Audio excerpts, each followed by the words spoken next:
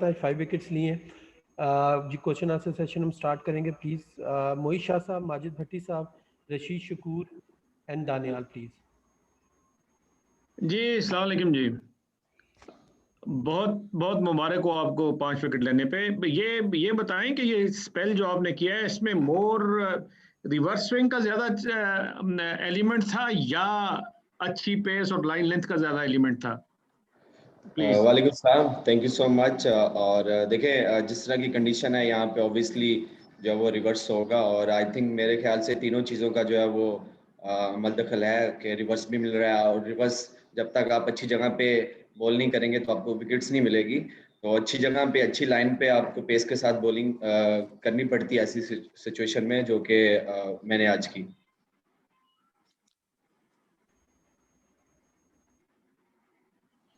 माजिद भाई आपका mic mute है।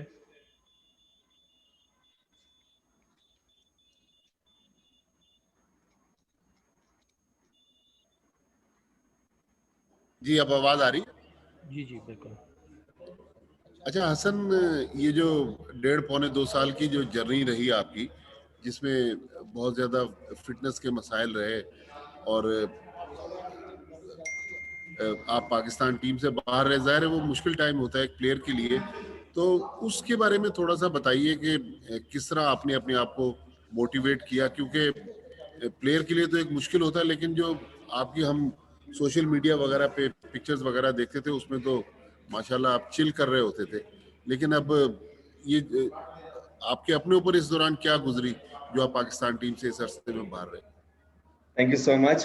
देखिए बिल्कुल मेरे लिए बहुत टफ टाइम था, 16-17 मंथ्स क्रिकेट से दूर रहना, और फिर ऐसा प्लेयर जो कि तीनों फॉर्मेट का परमानेंट मेंबर हो। तो मैंने बहुत हार्ड वर्क किया वापस आने के लिए, और दिन रात मेहनत की है, और फिर जैसे जिस तरह मैंने डोमेस्टिक में वापस आया, अपनी फिटनेस शो की, फिर मैंने अपनी परफॉर्मेंस दी, और फिर अल्हम्दुलिल्लाह आज जिस तरह मैंने 5 आउट किए हैं, तो वो मेरे लिए बहुत टफ टाइम था। और जिस तरह आपने सोशल मीडिया की बात की है, और देखें अच्छे दिन भी आएंगे, बुरे दिन भी आएंगे।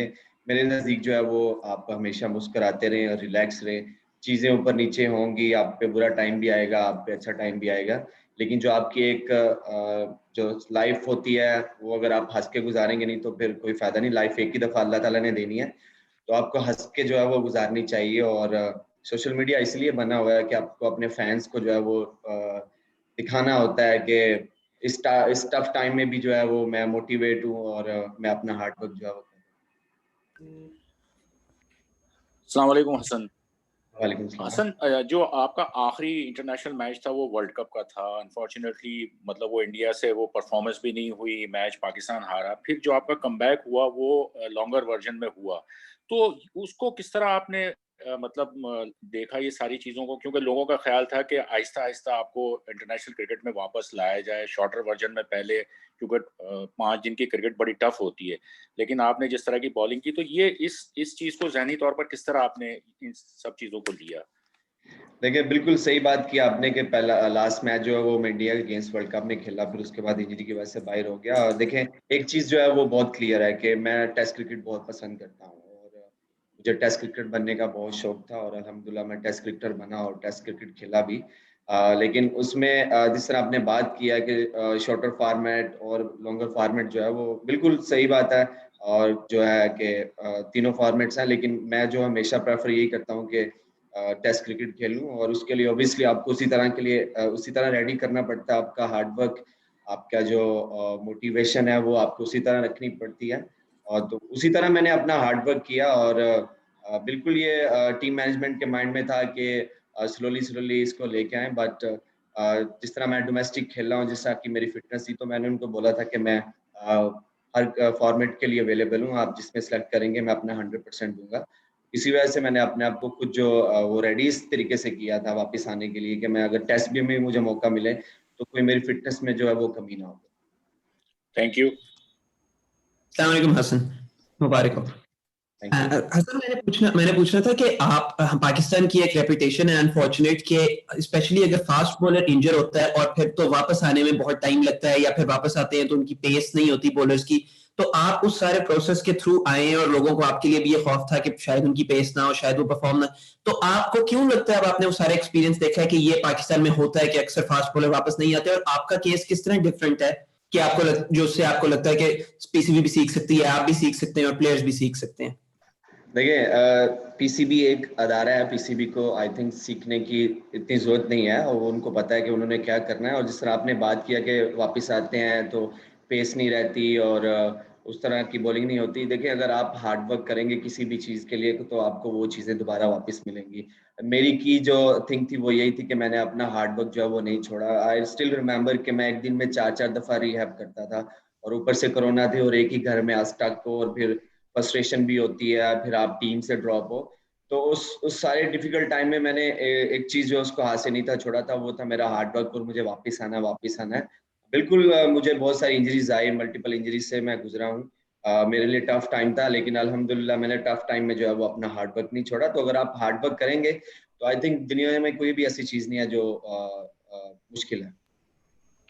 जी, खालिद भाई, जोजी भाई, आमिर एंड देन मारिया। हसन, अस्सलाम वालेकुम। वालेकुम सलाम। हसन, ये बताओ कि जैसे सुबह आप लोगों ने बॉलिंग की तो हमने ये देखा कि जो 6 विकेटें आज गिरी हैं उसमें जो 2 तो रन आउट हुए और बाकी 4 विकेटें मतलब आप लोगों ने शेयर किया। आपने 3 आउट किए, शाहीन ने 1। जब हमारी बारी आई तो उनके 6 में से 5 विकेटें स्पिनर ने ली। तो क्या पिच का बिहेवियर क्या तो एक कुछ चेंज हुआ है क्या? एकदम से पिच कैसे अनप्लेएबल नजर आ रहा है बैटिंग के लिए? देखिए, बैट्समैन के लिए आई थिंक थोड़ी टफ कंडीशन बनी हुई है इस टाइम पे। और देखिए, जो बॉल अच्छा करेगा, चाहे वो फास्ट बॉलर है चाहे वो स्पिनर है, वो आउट करेगा। और इसी तरह जिस तरह आपने बात किया कि मैंने और शाहीन ने विकेट शेयर्स किए हैं, तो हमारा यही जो प्लान था कि हमने राइट एरिया पे बॉल करना है, तो उसी में हमें चांस मिलेगा विकेट्स लेने का। और जिस तरह आपने स्पिनर्स की बात किया, देखें अभी जिस तरह उनके स्पिनर्स बॉलिंग कर रहे हैं, तो अगर आप अच्छी बॉल करोगे तो आपको विकेट्स मिलेंगे। अगर आप अच्छी एरिया पे, अच्छी लाइन पे बॉलिंग करेंगे तो आपको ना तो रन्स बनेंगे और आप विकेट्स भी लेंगे। तो आई थिंक बॉलर्स जो है वो थोड़ा ज्यादा डोमिनेट कर रहे हैं, क्योंकि पिच थोड़ा स्लो है, इसलिए रन्स उस तरह नहीं मिल रहे। तो इसलिए जो है वो सिचुएशन जो है वो थोड़ी डिफिकल्ट हो रही है बैटिंग लाइनअप के लिए। अस्सलाम वालेकुम हसन। वालेकुम सलाम। हसन, अब 200 रन की पाकिस्तान की लीड है, तो आप क्या समझते हैं कि कितने रन और पाकिस्तान करे तो थोड़ा सा कंफर्टेबल हम फील कर सकते हैं? देखें, फर्स्ट ऑफ ऑल 200 रन जो है वो भी इजी नहीं है इस ट्रैक पे, क्योंकि हमारे जो स्पिनर्स हैं, जिस तरह लास्ट गेम में हमारे स्पिनर्स ने डोमिनेट किया था, और फिर उसके बाद हमारे फास्ट बॉलर भी विकेट्स ले रहे हैं, तो इजी नहीं है। बट हमारी कोशिश यही होगी कि जितने भी हम रन ऐड कर सके, 240 250, क्योंकि स्टिल हमारा जो है वो रिजवान भाई वो खेल रहे हैं और उनके साथ मैं हूँ। और हमारी पूरी कोशिश होगी कि हम जितने भी रन जो है वो ऐड कर सके, हमारे लिए बेहतर होता है कि बाद में बॉलिंग पे हमारे ऊपर कोई इतना ज्यादा प्रेशर ना हो। तो कोशिश यही होगी कि हम 240 250 से ऊपर लेके जाएं।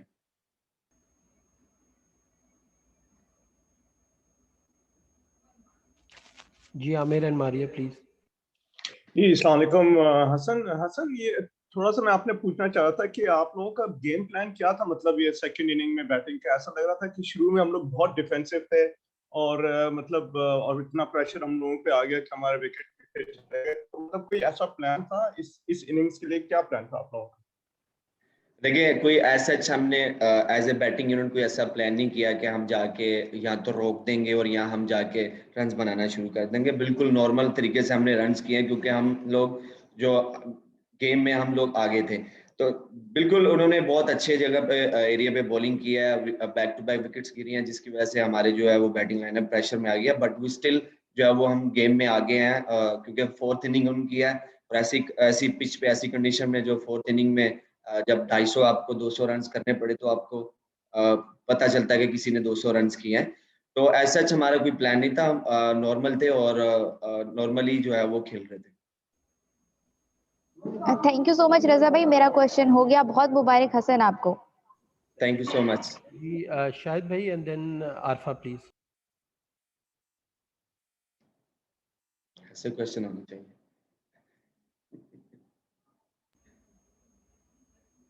शाहिद भाई, आपको आवाज आ रही है? जी बिल्कुल आ रही है रजा, मेरा भी सवाल हो गया, मैं भी पूछना चाह रहा था कितने रन और ऐड करने। Thank you. चले thank you. Arfa please and Numan इसके बाद।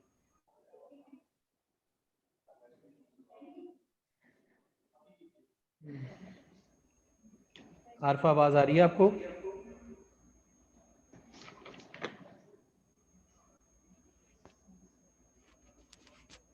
नुमान आप प्लीज क्वेश्चन कर लीजिएगा।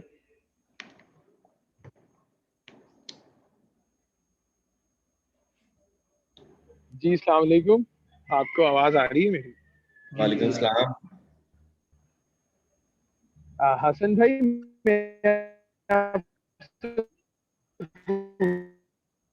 इस लैंग्वेज में बात कर रहे हैं। कॉल ड्रॉप हो रही है, आपकी आवाज आपके ब्रेक सिग्नल होती नहीं है। आ रहे। नुमान आपके सिग्नल नहीं आ रहे। आरफा आप प्लीज क्वेश्चन कर लें, फिर वापस नुमान पे जाते हैं। आरफा प्लीज।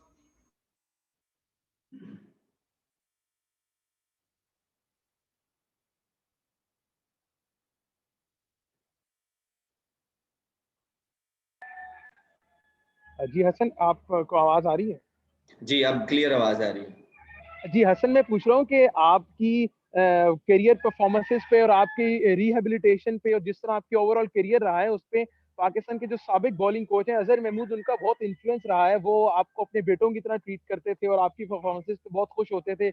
आज उन्होंने ट्वीट भी किया है आपकी परफॉर्मेंस के बाद। तो उनका आपसे रिश्ता, ताल्लुक और वो जो सब कुछ उनका आपके साथ टाइम गुजरा है उस पर आप क्या कहना चाहेंगे?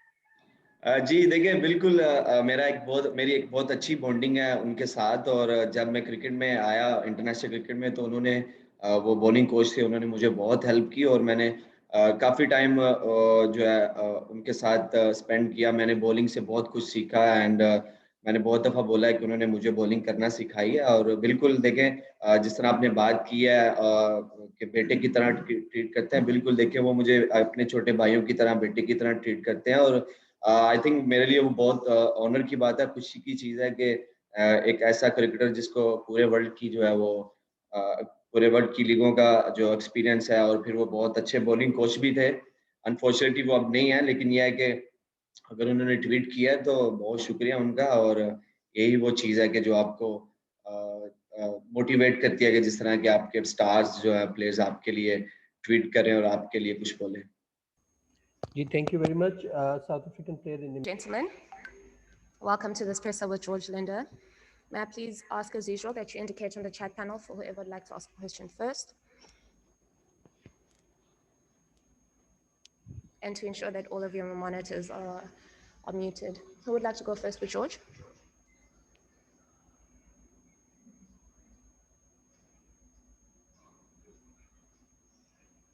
Fidos, Stuart, and then Tianis. Oh, sorry, Tianis, you'll be later as usual, yes. Hi, George. Well bowled. I'm just wondering if you could tell us a little bit about how you've managed with the injury and what you've had done to the little finger, and if you've had to change anything about the way you're operating in this test match. Just to correct you, it was the small finger, the pinky. It's okay actually. I thought that's my season done when I saw the injury, because I started running off the field because I saw a bone sticking out, and that's why I started running. And I don't think a lot of people know that. And as I started running, obviously as well, I just popped it back in myself. And then obviously the doctor and the physio was awesome. I got stitches, went for scans or for X-rays, and luckily, for some reason, my finger wasn't broken. So I was quite happy with that. It was good news for me. Stuart, followed by Telford.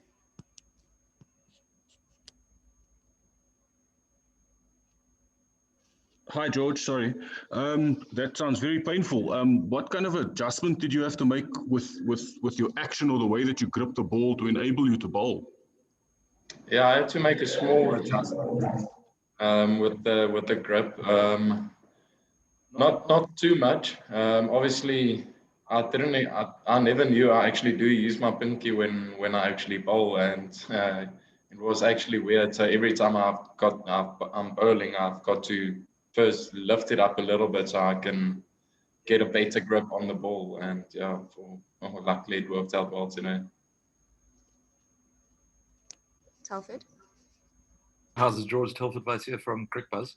Well bowled and lots of bravery shown by you. And I do wonder, you're out there bleeding on the field for the cause, but again, wickets are going down by the South Africans in clusters, and there's another collapse. Does there come a point as a bowler when you go, for goodness sake, Oaks, can you pull your weight now and play as well as we're doing as bowlers to the batters? I think it is quite difficult to get wickets here, especially against a good opposition. I believe we bowled well in both games so far. I think we were maybe a bit unlucky, couple of drop catches. It happens, part of the game, but I'm sure the boys will be ready tomorrow, because we are hungry to win this test match, and obviously we have to win it to draw the series. Sorry, what I meant was, are you getting upset as a bowler with all the batting collapses? Oh, sorry. I didn't hear you that well.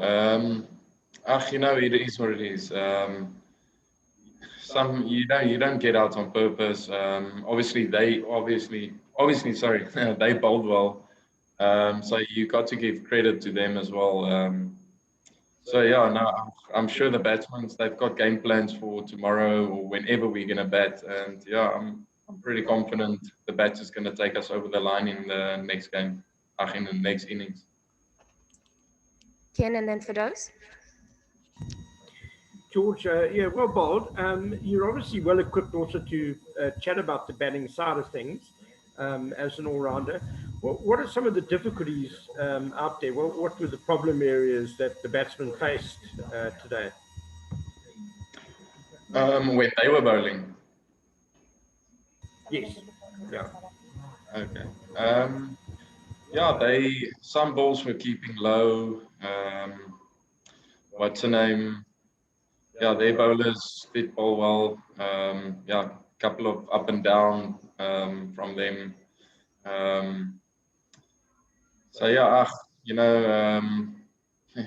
It's actually a difficult one. Like I said, I still believe we've got good game plans for tomorrow. Just maybe here and there a technical thing, I don't know. So I don't look too deep into batting. So obviously spin bowler, I'm focused on spin bowling, and then obviously when it's my chance, I've got my game plan. So I'm sure the batters, they've got their game plans as well. George, having had a look at what the pitch is doing and having bowled on it, what do you think would be a reasonable target to chase? I think for us, anything under 300, we'll take it. Hopefully it will be 250 or 220, 230 or whatever it might be. But I think realistic, maybe under 270, 300 or whatever. I'm pretty confident we'll chase down. We'll start with Afrikaans, starting with Tinus, followed by Shafiq. Hi George, dis Tinus van Staden van Rapport en Beeld hierso. Ek wil net hoor, jy het nou obviously in die eerste toets het jy nie baie balkans gekry nie en ook nie 'n paadjie gevat nie, en toe nou 2 overs in jou eerste spel en maak jy jou vingers deur, jy dink dit is jou seisoen gaan. Hier kom jy terug en jy vat 'n paar belangrike paadjies in die tweede beurt. Dit is nogal 'n wipwaantjie rit gewees vir jou. Is dit die tipe speler, tipe ou wat jy is? Wil jy een van daai ouens wees wat verstaan niks kry onder nie? En hoe is dit vir jou baie bevredigend om op te staan as die span jou nodig het, veral na 'n paar terugslae? Kyk, soos ek is altyd, jy weet nooit wanneer jy weer 'n geleentheid gaan kry in of vir jou land nie, en soos dit gaan my nie onderkry nie, want soos ek sê, dis net pyn. Daar's mense wat siek is by die huis, mense wat werk verloor, mense wat oorlede gaan as gevolg van COVID of ander siektes of iets. So my besering is niks eintlik teenoor daai nie. So ek kyk maar na daai, ek het pyn, maar ons fight daardeur. So dis nie, jy speel vir jou land. So ek gaan nie terug staan vir enigiets net omdat my vinger bietjie seer is of ietsie. So soos ek vir die mense sê, is maar net 'n pyn vir 10 minute, jy kry inspuiting, jy gaan weer aan. So ja. George, middag, Shafiq Maton van Son Koerant. Pakistan is 200 voor en nog 4 paaltjies in die bank. Voel julle kan die wedstryd nog wen en sodoende die reeks gelyk trek? En hoe desperaat is julle om die reeks gelyk te maak? Ja, verseker ons ek voel ons het 'n baie goeie kans om te wen. Want ek dink as hulle 4 paaltjies vinnig verloor môre is ons verseker diep in die game. Ja, ek dink ons batters, hulle gaan verseker môre of whenever ons goed bat. En ja, wat sou ek is positief dat ons hierdie game gaan vat. Ja, die ouens is baie honger, ons skuld dit vir onsself om hierdie reeks gelyk op te speel. So ja. Dankie George. Thanks very much everybody and we'll see you tomorrow.